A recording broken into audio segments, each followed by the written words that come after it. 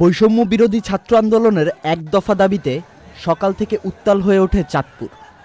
ছাত্রলীগ ও যুবলীগের সাথে ছাত্রদের দফায় দফায় হামলা এবং ধাওয়া পাল্টা ধাওয়া হয়।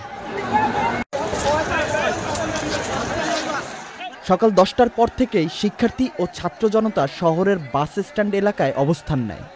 এ সময় তারা স্লোগান দিতে থাকে। পাশেই অবস্থান করে পুলিশ বাহিনীর সদস্যরা।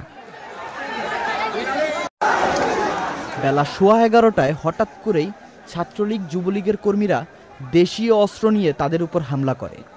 এ সময় বেশ কয়েকজন শিক্ষার্থী জখম হয়। পরে সংঘবদ্ধ হয়ে শিক্ষার্থীরা তাদেরকে ধাওয়া করে। এতে চাঁদপুর এলাকা রণক্ষেত্রে পরিণত হয়। ধাওয়া পাল্টা ধাওয়ার মধ্যে পুলিশ বাহিনীর সদস্যরা নিরাপদে সরে যায়।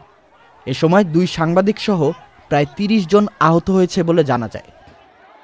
প্রিয় নাম্বার সেট করে বিকাশে সেন্ড মানি করুন ফ্রি।